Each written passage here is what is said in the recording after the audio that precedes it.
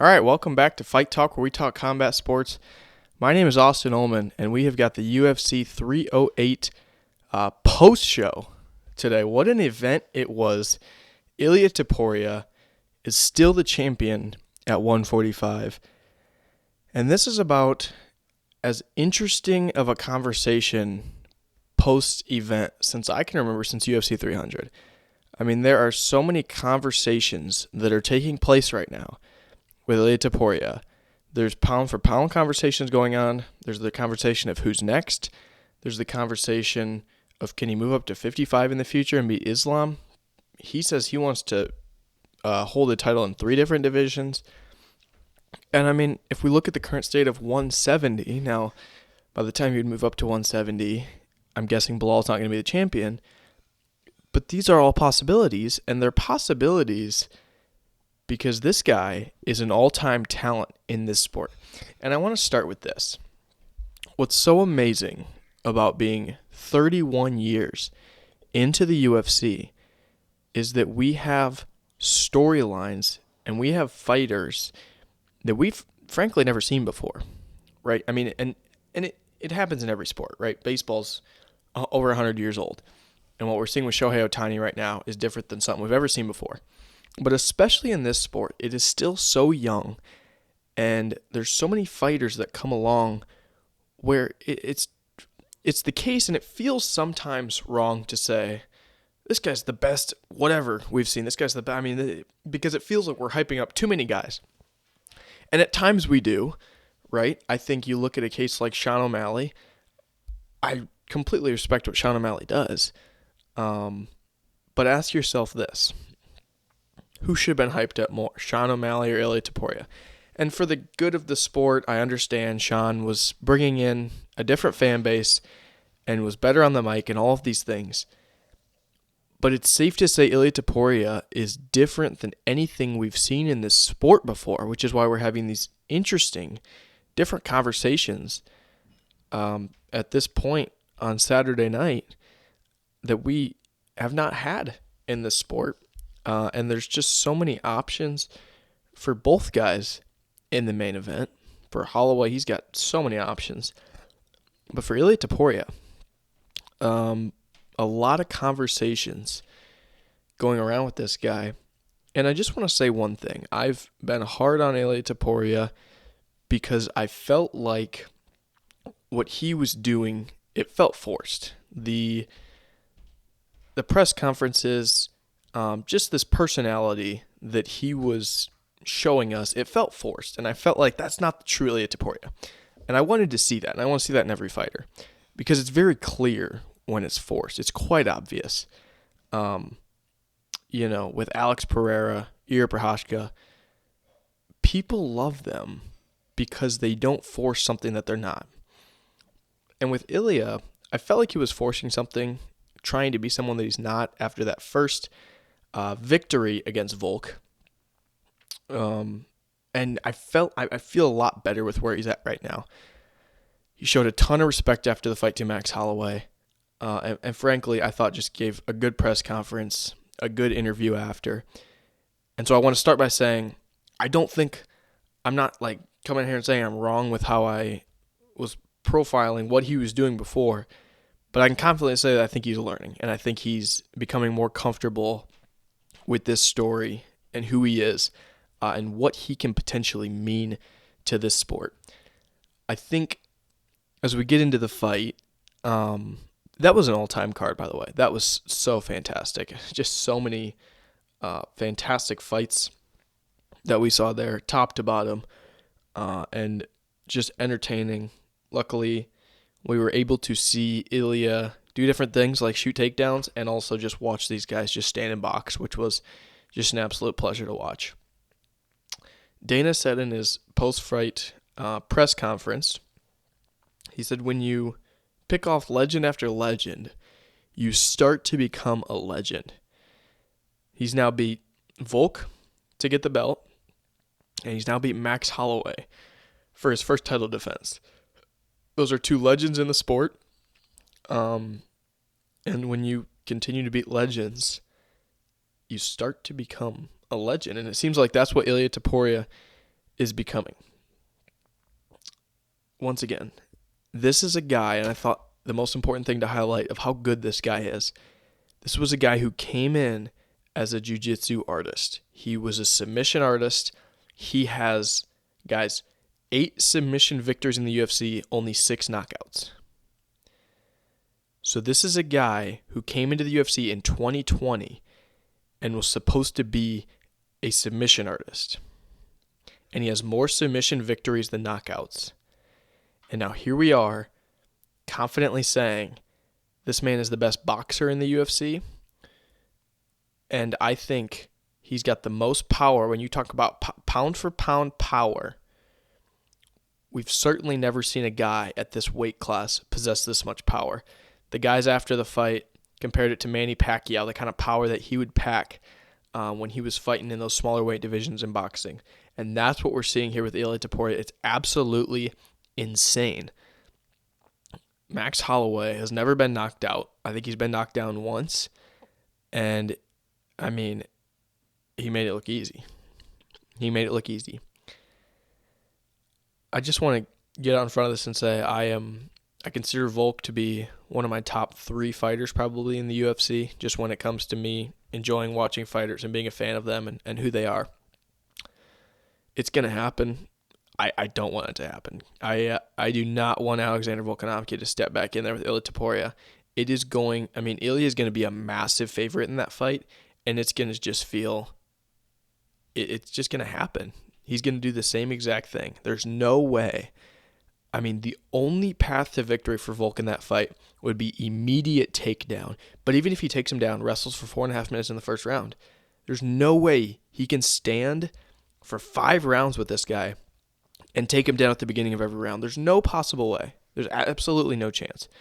And so that's a fight that it's going to happen. Dana said it after the fight. He said that's the direction we're going to move in, and I completely understand it because he is grateful for all that Volk has done for him. He's grateful for the 12-day notice fight that he took last fall at 294. And Volk has just been, he's before Alex Pereira, that was Volk. He was the guy taking short notice fights. He was moving up weight divisions, and basically everything that Dana wants in a fighter is what Volk did. Dana said after the fight too. When someone asked him about Ilia moving up to multiple divisions, he said, I want guys to clean out the weight division. That's what Volk did, right? Dana loves Volk, and so he's going to give Volk this shot. It seems like it'll happen at UFC 312 in Sydney. They just announced that that's going to take place there. So a homecoming for Volk. He deserves it, but there's no way that anybody wants to see this fight. It's going to happen. Again, for Max, there's plenty of opportunities after this fight. But congrats to Ilia Topuria. He was the better man, but if you're Max Holloway, and he said it, no injuries in camp, the cut went well, there's no reason to be discouraged about what you did if you're Max Holloway. In fact, this is one of the rare scenarios in this sport where you've got a guy like Holloway, and there was no injuries, there was no reasons for him to lose. He was just not the better man in there. And I actually had him up on my scorecard 2-0 coming into the third. I think it was 2 of the judges had it 2-0 Ilia, which I easily gave the first round to Max. I thought the second round was closer. One judge had it 1-1. Most people I saw had it 1-1. But this is a guy who, for 2 rounds, he was doing basically to Ilia with a little bit more respect for the power what he did to Gaethje last April. He was picking him apart. He was staying at range. He was completely confident and comfortable with what he was doing. And you could tell, obviously, massive respect for the power that Ilia has. Ilia shot the takedown early, and again, I said it in the show before, it seemed like he could have done that all day long, but I think he wanted to prove to himself that he could go out there and beat the best boxer. He knows how good of a boxer he is, and we've seen it, but everyone calls Max Holloway the best boxer in the UFC, and, if you don't believe me, look at the first 2 seconds of the fight. He went there and he did point to the middle, and Max smartly did not engage with that. But I think Ilia owed it to himself tonight. I think he wanted to show that he could outbox this guy and not take him down. Trust me, we're going to see Ilia take down plenty of guys in this title run. And I say this title run because I think this thing is going to be going on for a while. But listen, I mean, Diego's a monster, and he's going to get the shot soon. And I think Islam is a real possibility. And there's a lot of people talking about that fight. Just to go through the rounds a little bit, again, I had Max win in both the first 2 rounds. Max did a fantastic job at range. He was landing significant shots. He landed more of them. Max, I think they said Max threw 200 punches by the time the 3rd round started, which was insane. There was actually 3 takedowns in that first for Ilia. So he landed 1.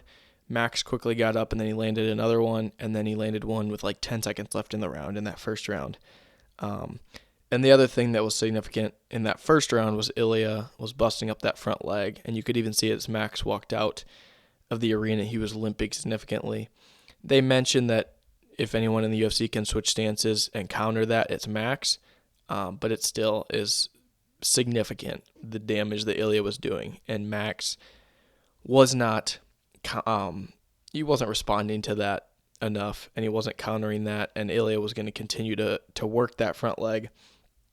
And that's what I'm saying. Like, there's no weaknesses in this guy's game. This is a guy who, I mean, we're not totally sure what his ability to defend takedowns is. His head movement is incredible. I mean, you could see that. Max landed maybe, 1 or 2 massive shots. Ilia took him. He seems to have a good chin. Obviously, Max doesn't have massive power, so we'll probably find out more of that when he fights someone like Diego Lopez. But this guy's got a great leg kick. I mean, he's Alex Pereira type active with that front leg kick right away, busting guys' legs up. He can shoot the takedown. He's a submission artist. That's what he came to the UFC to do. And I believe he's the best boxer in the UFC. And I believe pound for pound, he's got the most power in the UFC. Certainly the most power we've seen a guy at 45 have. Listen, it's easy to make these 145 comparisons because there's been so many good guys, but basically you talk about Aldo, Holloway, McGregor, and Volkanovski. McGregor is the closest to having that one-punch power. Didn't have it. That's quite obvious. Ilia's got more power than McGregor did at 45. Aldo's good. I don't think Aldo stands a chance against this Ilia Topuria. We saw what he did against Holloway, and this is at Max Holloway in his prime. I think Max Holloway, I think he was ready tonight to fight his best fight. He looked the best we'd ever seen him at UFC 300, and I think he looked even better here. Like, I genuinely think he just ran into a wrecking ball in Ilia Topuria. And then you have Volk, who you can argue that Volk was taking the fight too soon after the 2 losses to Islam. Volk's not the same. But that's still even Volk, who's not quite as quick, that's still a very technical, smart fighting Volk. And, obviously we know what happened in that fight. So he's already taken out 2 of the 4. One of them, in Aldo, is back, obviously, but hopefully we don't have to see that fight. And then there's McGregor, who Ilia Topuria has been calling out. I don't see a way that fight actually happens. McGregor tweeted out, "Call me after the fight." Don't know if he was talking about a matchup at 55 or 70 with Max Holloway, or a matchup with Ilia. I would guess Ilia, just because him and Ilia have been going back and forth on social media a lot over the last couple weeks. And certainly if you're Ilia, do everything you can to get that fight. I can't see Dana wanting to make that fight whatsoever, and it would be really bad for Conor. I mean, they could make it at 55, and I'm sure Conor can make 55, and I'm sure Ilia would go up to 55. Heck, Ilia would go up to 70 for that fight. He would do anything to get that fight. But there's no way that would end good for Conor, just based on where he's at in his career. In the second round, again, I had it 10-9 Max. A lot of people had that round for Ilia, making it 1-1. I thought too many people had it 2-0 Ilia. I didn't see how that happened, but obviously it doesn't matter now. Again, this was a very close round. Ilia was landing big early, and then Max found his range late. And then obviously in that third round, we saw Ilia land the massive right, stunned Max, and I could tell right then that this was not going to go Max's way. You could just see that Ilia could see it. He had the finish. and then just lands one of the cleanest left hooks, just flush on Max Holloway, and ends up getting the TKO, a quick stoppage once Holloway got to the ground. So let's talk Max Holloway with what's next first. We'll touch on what's next for Max Holloway. So the general consensus, and I agree, this guy's got to go up to 55. He looked amazing at UFC 300 fighting at 55, and there's just more options for him at 55. A lot of talks about the 155 tournament that, who was it? Was it Poirier, I think, that talked to Dana about doing that? So Dana, and I think it was Chael on the post show, Poirier was there, and Poirier said he's still down. So you've got Charles Oliveira, Gaethje, Poirier, and Holloway. Some kind of tournament where they fight, because obviously Holloway still holds his belt, and he will be defending that next. It seems like it has to happen at 55. I would have been okay with that belt being on the line here and Ilia getting it. He's more than deserving of it. But at 155, plenty of options. Obviously, Oliveira and Chandler are fighting now in 3 weeks. But either of those guys would be down to fight Holloway. And for Poirier, this is a guy who's looking for either one or two more fights. I would be, honestly, at this point, I'd be surprised if Holloway wasn't his dance partner for at least one of those. And then Gaethje, who, nobody would pass up on Holloway, Gaethje too, and try to relive that. And I'm sure that would end in fireworks. So he can go up to 55. You could see the emotion in his eyes. He can tell that the belt he held at 45, he's not going to get it back. And not because he's not the same fighter or because he can't make 45. It's just because, Ilia's going to hold this thing for a while. And if Ilia doesn't, I think Diego will. Or I think they'll go back and forth. And I just think Holloway's time has passed there. But there is a chance at 55 now for him. And just so many massive names at 55. Even Chandler would be so down for a fight, I'm sure, if he can end up getting the Conor fight. So I think everyone's going to say it, and I think it'll happen. Max Holloway's going to move to 155, and he wasn't necessarily struggling to make weight at 45. I think they said this was his easiest weight cut, but he's more than ready to go to 55. We saw it last April. So touch on some stats real quick. Obviously, this was a very close fight. A lot of these stats you're going to see Max Holloway actually won in. So total strikes, Holloway had 84 to Ilia's 78. Now you have to add Holloway through 209 compared to Ilia's 147. Holloway landed 4 more significant strikes. Ilia landed 2 more shots to the head. Holloway landed 2 more to the body, 4 more to the legs. 45 seconds of control time for Ilia, and then the 2 takedowns for Ilia. I had it as 3, but there was a mix of a couple there, and so you could have had it as 2 or 3 in my opinion. Holloway did a nice job of getting up from those. He was ready for that. But these are extremely close stats. But as we knew coming into this fight, Holloway just didn't have the knockout power that he needed. You can show me the Korean Zombie knockout. You can show me the Justin Gaethje knockout. He's just not the kind of guy that has one-punch power. He caught Korean Zombie sold out, and he caught him perfectly. Justin Gaethje sold out, and he caught him perfectly.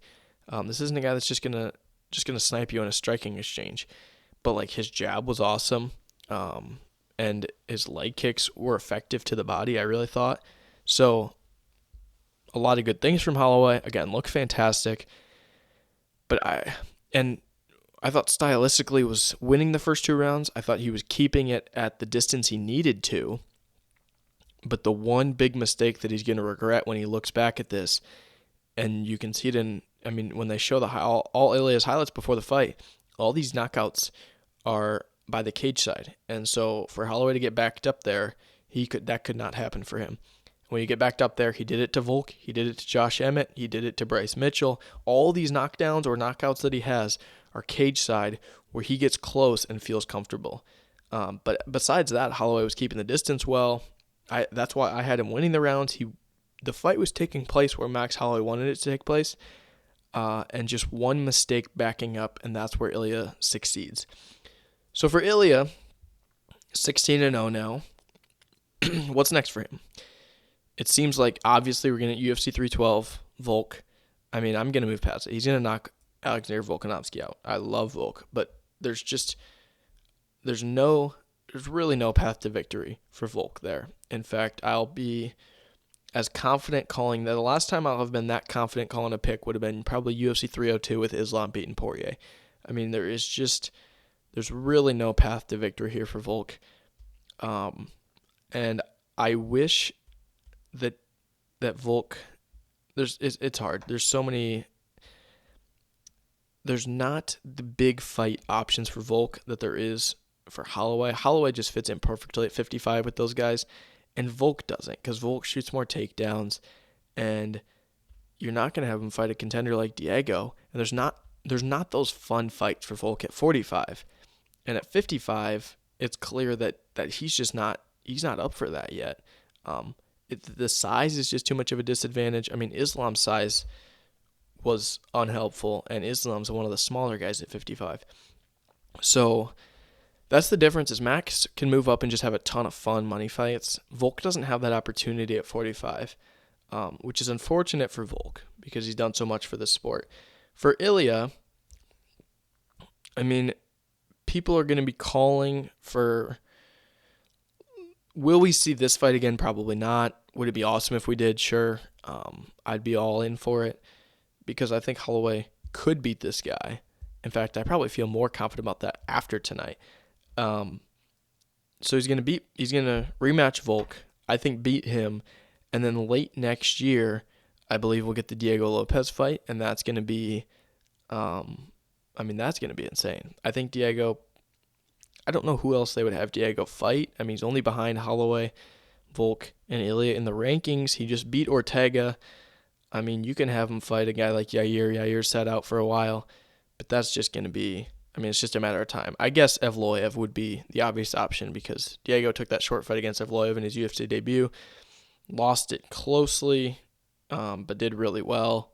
Obviously, since then, he's been a wrecking ball, and he's clearly better than Evloev now. For Diego, this is a guy who can beat Ilia, without a doubt.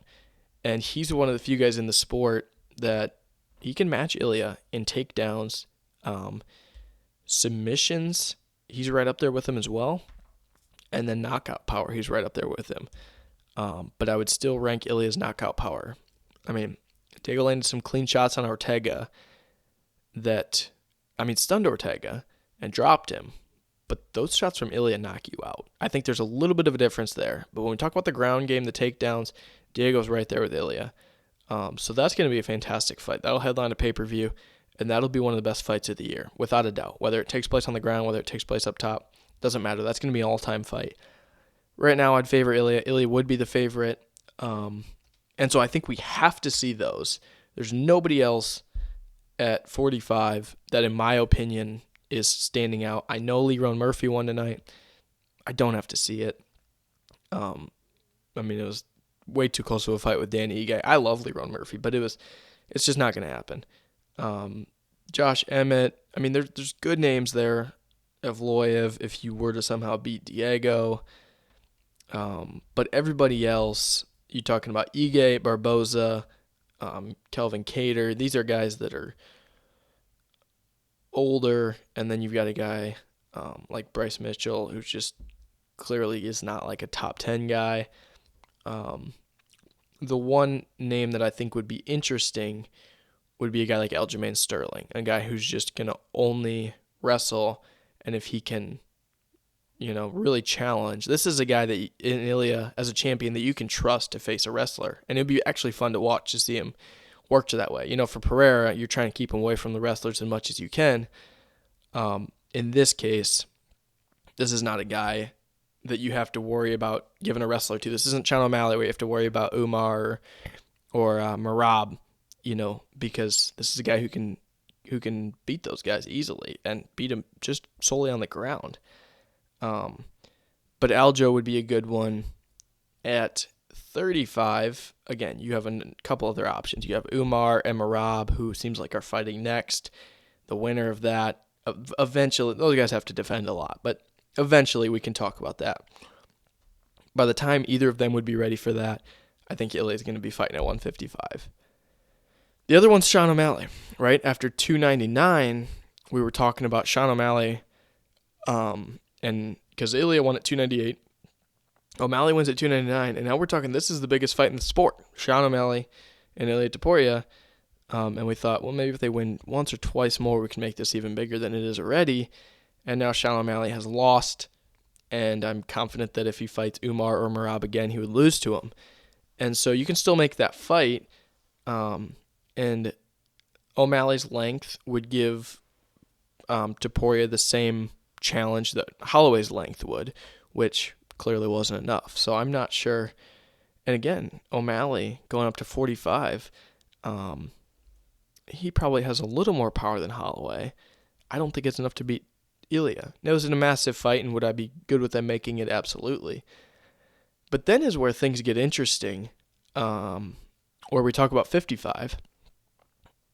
Islam Makhachev, Arman Tsarukyan, Charles Oliveira, Justin Gaethje, Dustin Poirier, Max Holloway, Dan Hooker, Michael Chandler, right? There's all these guys.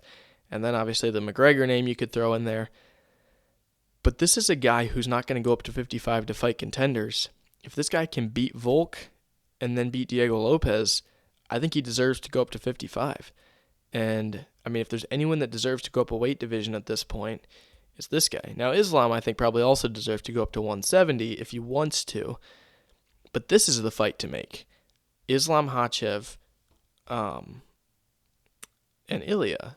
Now, the question is, does Islam last that long? I mean, this is at least a year, probably a year and a half. That fight might not happen until 2 years, probably at the longest. And by then, Islam would probably have to beat Arman, and then maybe, like, if Oliveira were to win again, I can see them giving Oliveira the shot because Oliveira was supposed to get the shot before Arman beat him. I can totally see that. But I personally think Arman's going to beat Islam. And I think it's at least going to be close and maybe a rematch because it's so close.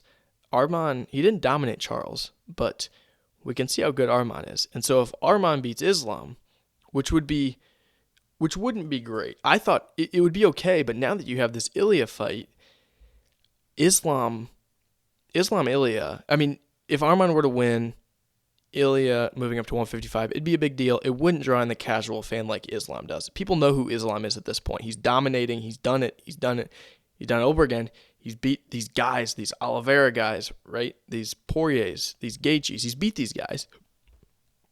And so, all these tough contenders at 55.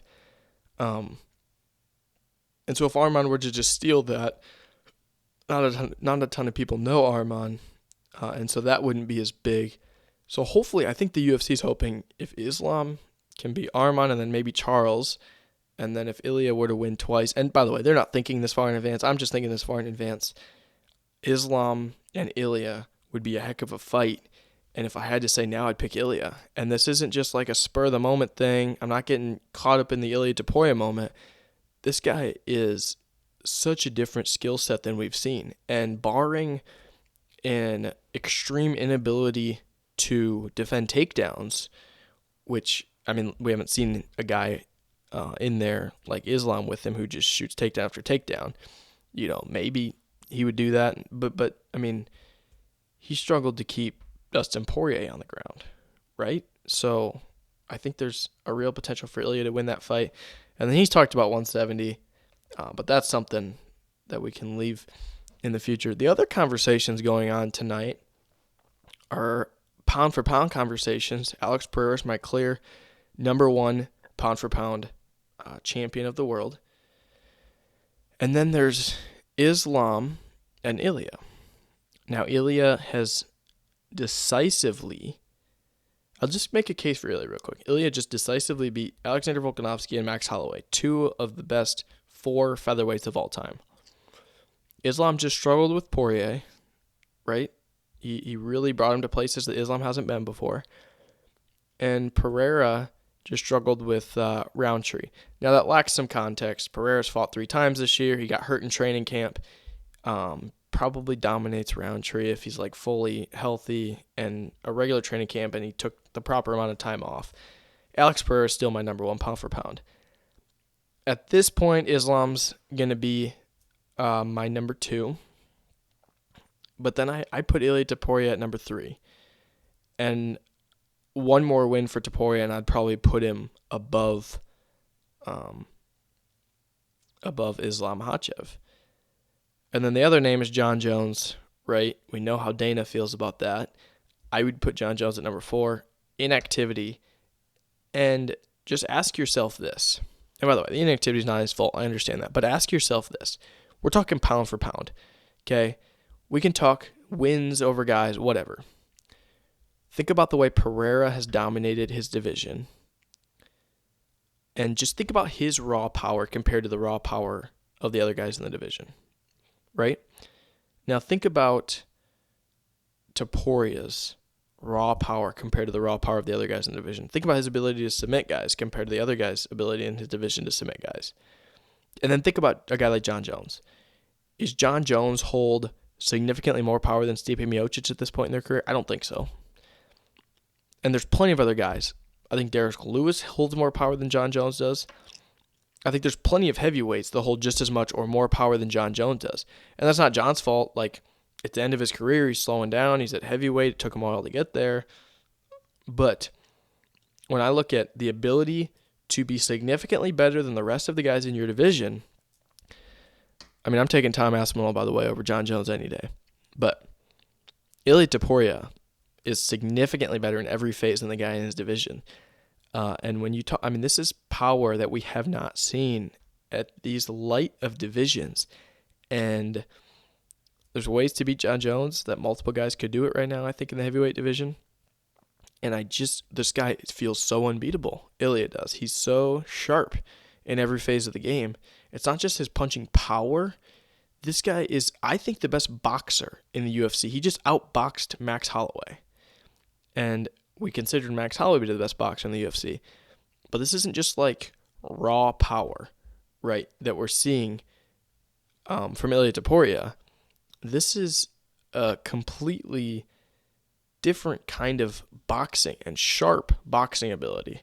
If you put boxing gloves on this guy, he could beat some boxers. Like, a great boxing ability that this guy has.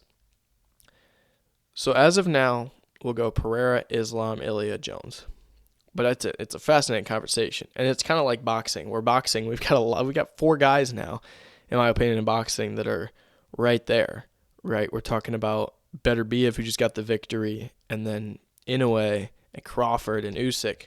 The pound for pound conversation in the UFC is quite interesting.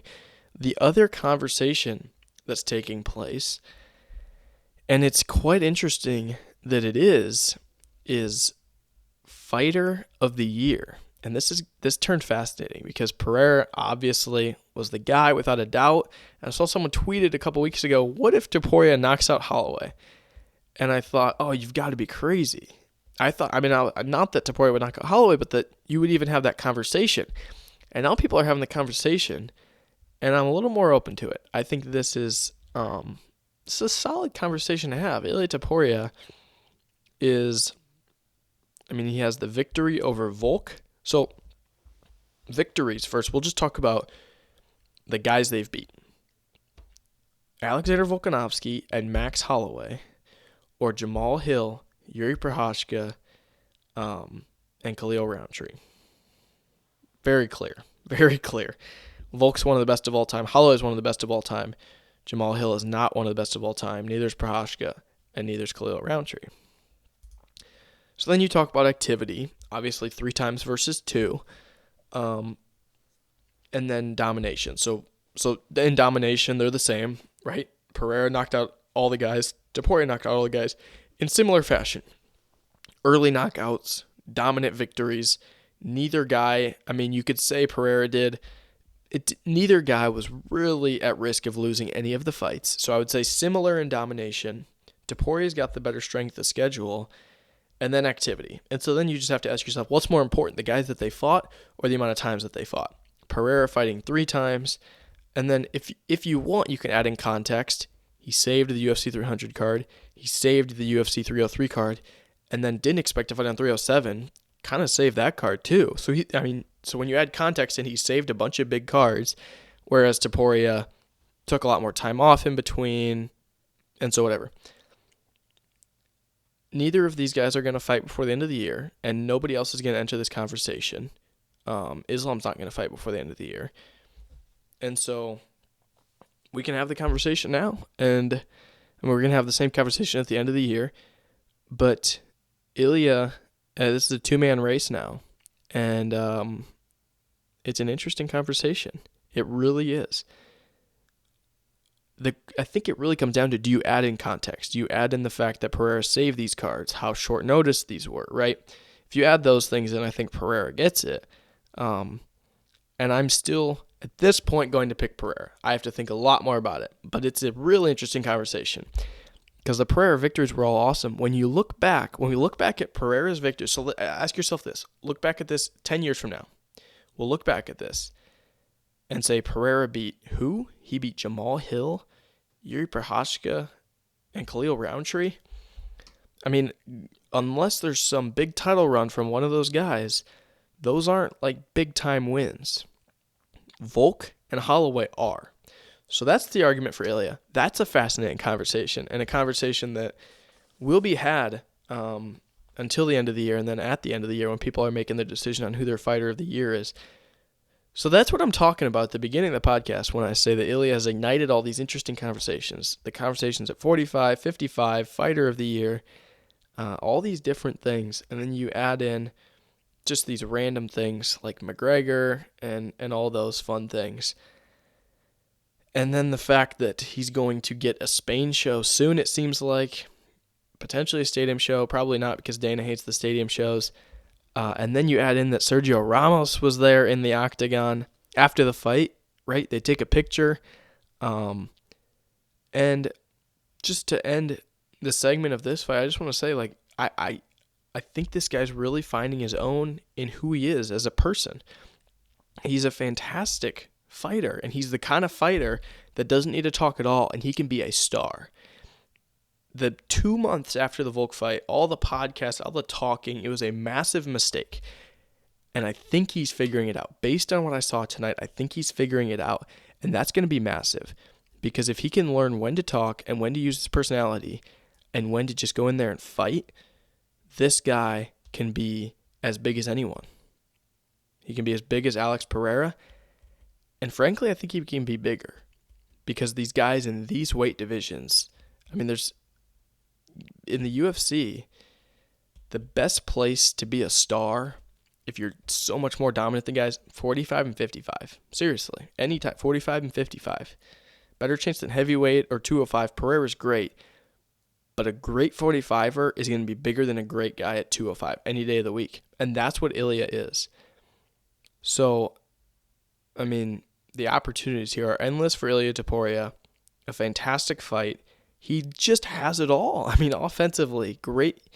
Again, the biggest thing you can say is this guy came in as a submission artist, and I'm now making two confident statements. He's the best boxer in the UFC, and he has the most power that we've ever seen, pound for pound power in the sport. Pound for pound power. We've never seen a guy at 35, 45, 55 with this much power. And it's not even close. There's guys at 70, 85 that don't have as much power as this guy has in that right hand, and that is absolutely incredible. And so I'm hoping that he's being more confident in all these things, because a moment ago, I mean, half a year ago, we were saying, oh, Sean O'Malley, that's going to be massive. This guy can be much bigger than Sean O'Malley will ever be, and he can be... I mean, there's McGregor out there. Sean O'Malley's the least of his concerns now. I don't think that fight's ever going to happen.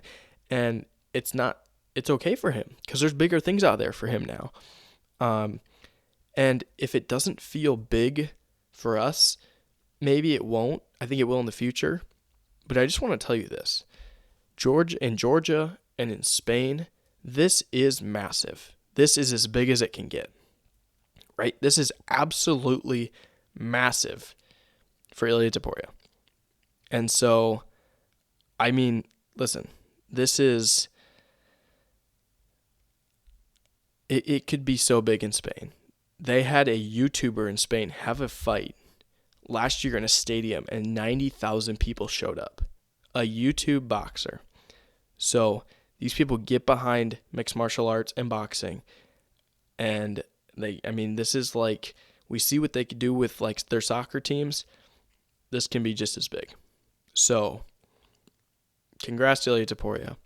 Hopefully he continues to figure out what it looks like to be himself and still be fun on the mic and have a lot of fun, but genuinely seems like a really good guy, and genuinely seems like a guy who could be one of the best fighters of all time. So Holloway goes down. Topuria wins. I want to touch on the other fights as well. We had a lot of other good fights on this card. And throughout this next week, we'll have more videos on these fights as well. But I just want to quick touch on a few fights on the undercard. The first fight, the Rena and Carlos Leal fight, was one of the worst scorecards I've seen of all time. It was absolutely horrendous. I hope all three of those judges get fired because they all gave it to Rena, and it was quite obvious that it was not. Chris Barnett appeared to injure himself jumping up while Bruce Buffer was announcing his name. I can't even give Kennedy props for that win because that was just tough to watch.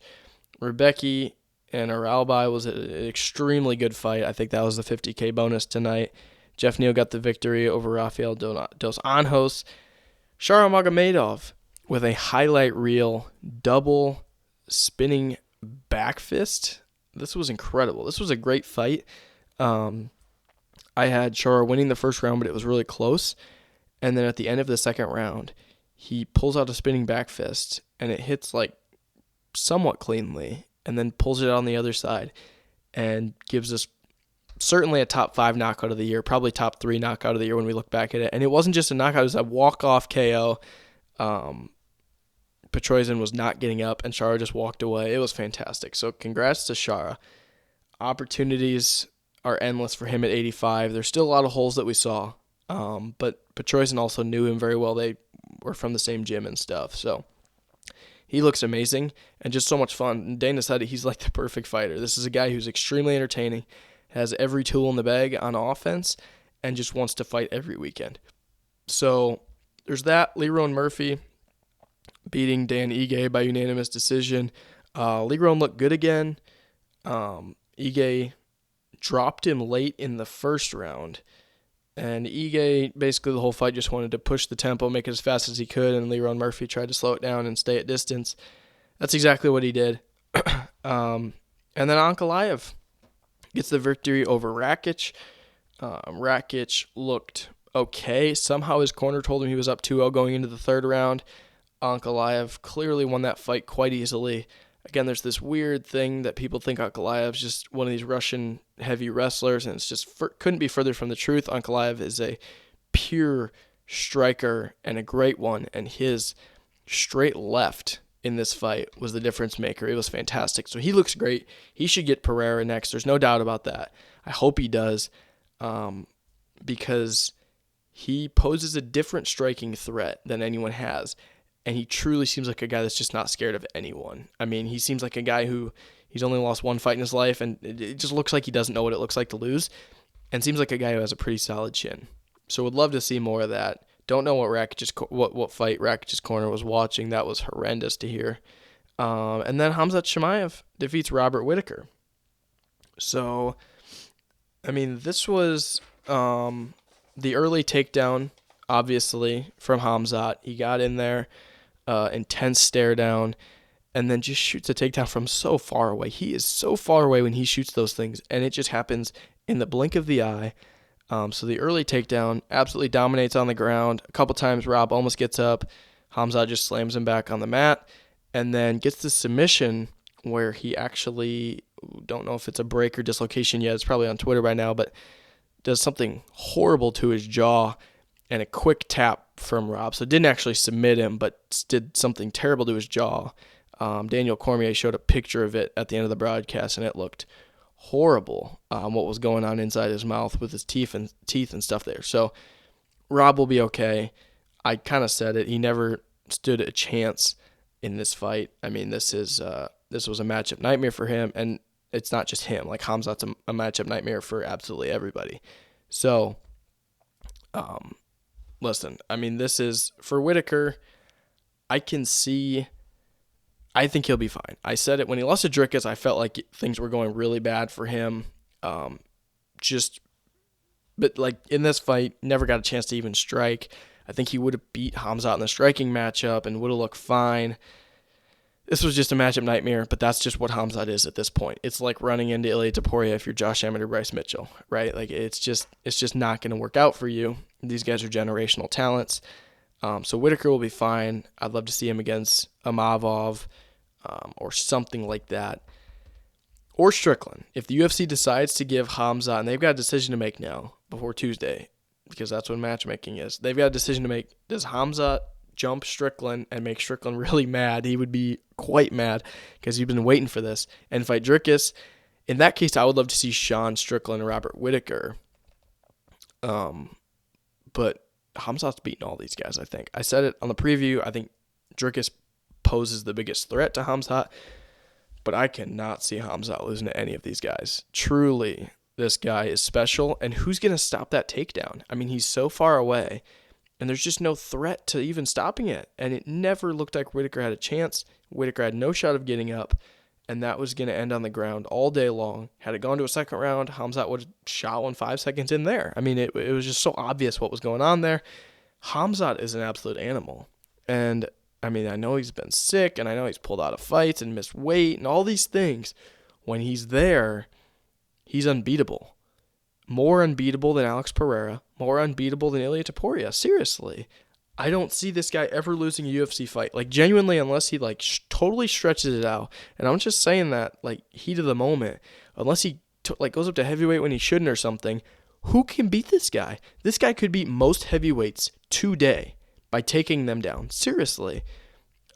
Just an absolute specimen. You can just see it in his body. He's got good enough striking, like really good striking. And then the takedowns, I just don't know who's going to defend that. I have no idea. And even if he doesn't get you immediately on the takedown and gets you up against the cage, you're done. He's going to slam you. I mean, it's just, we already knew this. But when he can show up, he's the most dominant fighter in the UFC, by far. So he does it exactly in the fashion that I thought he would do it in.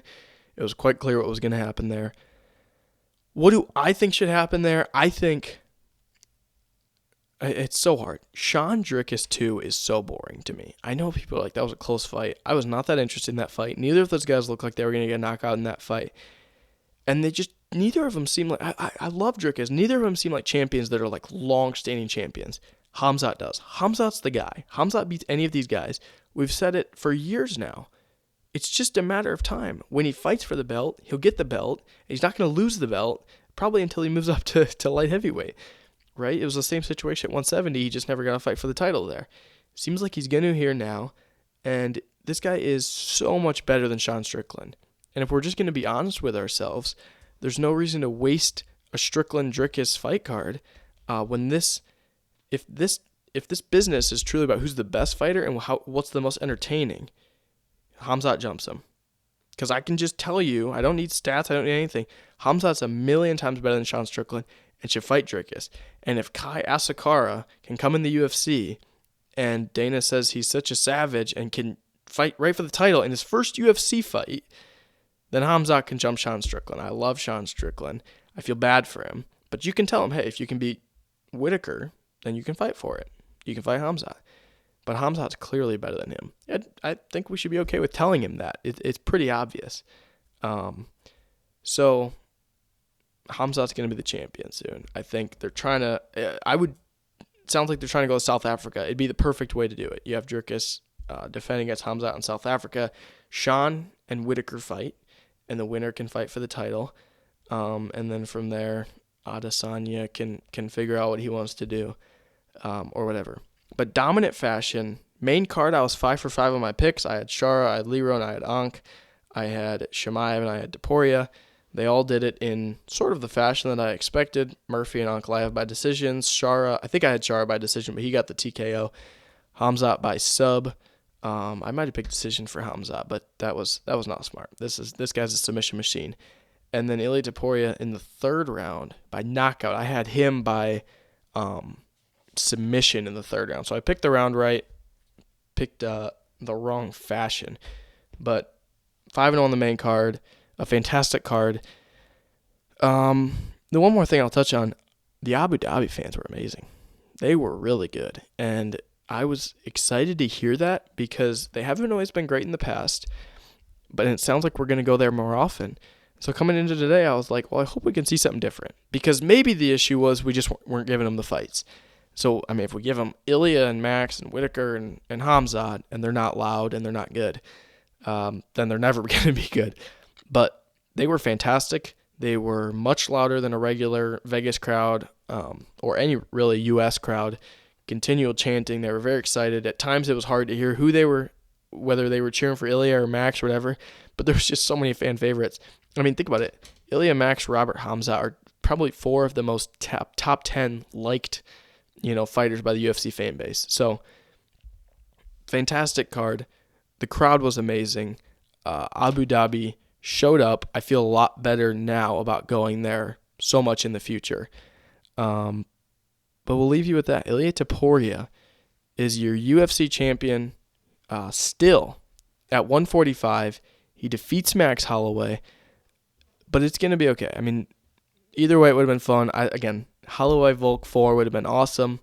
Maybe we'll still get it one day. Probably not.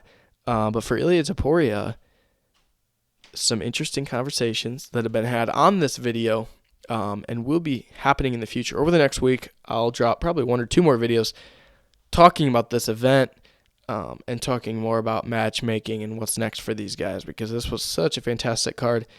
And frankly, I don't want to stop talking about it. So we're gonna do more videos in the future. Jack Catterall beat Regis Prograis in the boxing fight today. That's all the combat sports that we have got today. There's nothing tonight going on. Next week, Derek Lewis fights, and then Moreno Albazi. That's the Edmonton fight night. And then in 3 weeks, Mike Tyson and Jake Paul fight on that Friday. So we'll be dropping some podcasts on that because I can't wait for that event, and it's kind of sneaking up on us. So I'm going to drop some podcasts on that probably within the next couple of weeks talking about that and previewing that because that one's sneaking up. And then the night after that, the 16th, is Jones Miocic, and then Charles and Chandler. I was thinking today as they showed the promo for that. Man, I can't believe Stipe Miocic is out there training somewhere right now. It's crazy to think about the fact that this guy's not retired and that he's going to fight John Jones, one of the baddest guys of all time. But we will wait to preview that. We'll let everything fall out how it may, and we'll see what happens Tuesday with matchmaking. But there is a lot of decisions and a lot of storylines after the UFC 308 event. I feel better after this event than I have in a long time. This was such a good event, and there is plenty to talk about. But for now, I am Austin Ullman, and Ilia Topuria is still the champ at 145.